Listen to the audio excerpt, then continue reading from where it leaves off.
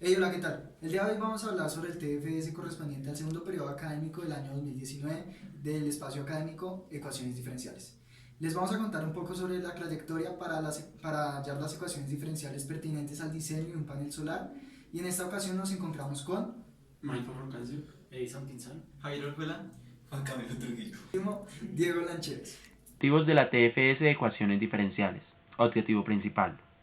El objetivo principal del presente trabajo es identificar la forma en la cual las ecuaciones diferenciales se pueden aplicar en ámbitos ingenieriles, como es el de la construcción de un panel solar. Objetivos específicos. Fortalecer los conocimientos adquiridos de la materia de ecuaciones diferenciales para identificar, entender y dar solución a una ecuación diferencial que represente cualquier tipo de fenómeno aplicado a ámbitos ingenieriles. Generar en el estudiante aptitudes y competencias de consulta, búsqueda de fuentes de información afines que se apropie de los conocimientos trabajados, reflexione, estudie y conozca la importancia de la formación específica como ingeniero. Estudiar los beneficios que tienen las energías alternativas con el propósito de exaltar el hecho de usar energías alternativas como lo es la eólica, solar, marina, entre otras, se podría evitar el agotamiento y el deterioro de pocas fuentes de energía no renovables que nos quedan.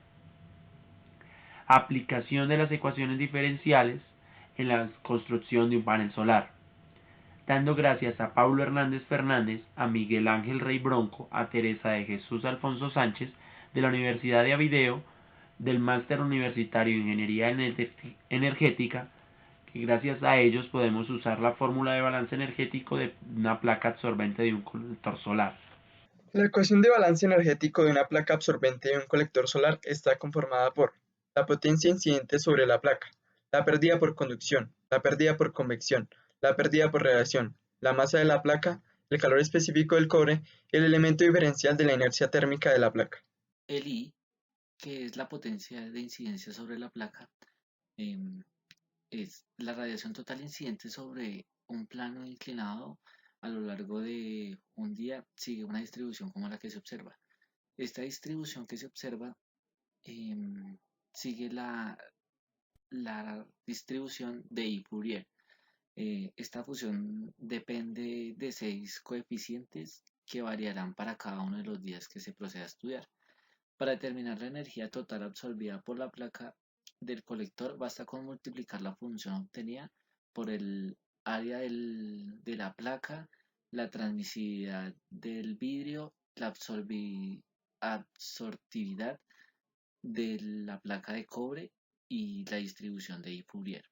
Las pérdidas por conducción se calculan con esta fórmula, la cual AP es el área de la placa, la K es el coeficiente de conductividad térmico de la capa aislante y L, que es el grosor, por la temperatura de la placa menos estos coeficientes.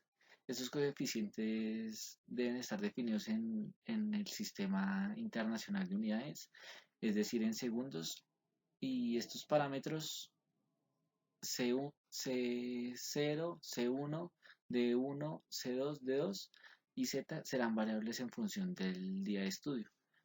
Las pérdidas por convección miden la energía que se pierde desde la placa absorbente hacia la capa de aire que hay en el cristal y dicha placa. Em, Se calculan mediante una gráfica. Para poder hallar las pérdidas por convección necesitamos una ecuación. Esta ecuación la calculamos con, con esta gráfica. Esta gráfica la obtenemos de experimentalmente obtener pérdidas por convección versus la temperatura de la placa. Esta nos arroja esta ecuación, la cual es 0.4093 por la temperatura de la placa menos 120.49. Las pérdidas por radiación se dan porque el colector solar emite radiación electromagnética hacia todas las direcciones visibles desde la placa, por lo que se necesita conocer el porcentaje de dicha radiación que va a parar al suelo y que va a parar al cielo. En la ecuación podemos observar que Tp es la temperatura de la placa y Tam es la temperatura del ambiente.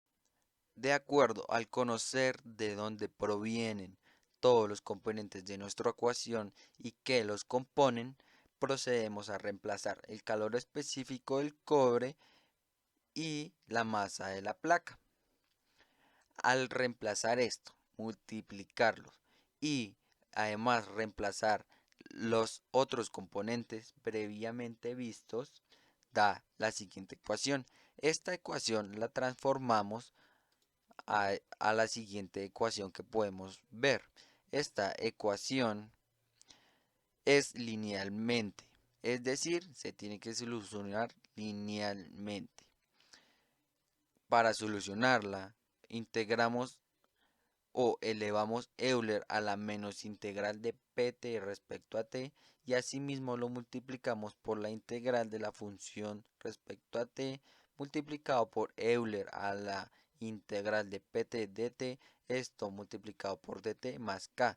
Al solucionar esto nos obtenemos la ecuación final del panel, es decir, la temperatura del panel es esta componente más la componente K. La componente que vemos acá es esta expresión, la cual está respecto a B1, B2, C1, D1. Estas son variables que cambian respecto a la hora, el día y la temperatura ambiente. Al reemplazar estos valores y basándonos en el trabajo el cual utilizamos para realizar este trabajo, obtenemos que la gráfica de la temperatura del panel respecto a la hora solar es la que podemos ver en verde.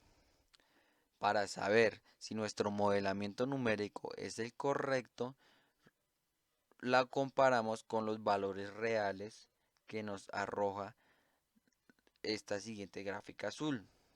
Esta gráfica roja es la temperatura ambiente, pero la que nos interesa es la temperatura del panel verde comparada con la temperatura del panel azul. Por aquí, por esta gráfica, podemos observar que se asemejan. Eso quiere decir que el modelamiento numérico que realizamos es correcto y se solucionó de una forma óptima que nos da unos márgenes de error menores al 3%. A la vista de los resultados obtenidos, es posible afirmar que, aunque los modelos teóricos no se ajustan a la perfección a los datos reales, estiman de una manera bastante precisa el comportamiento de la temperatura de la placa. Y, además, las ecuaciones diferenciales son de gran utilidad, esto debido a que es posible realizar modelos bastante precisos sin incurrir en coste económico alguno, puesto que son netamente teóricas.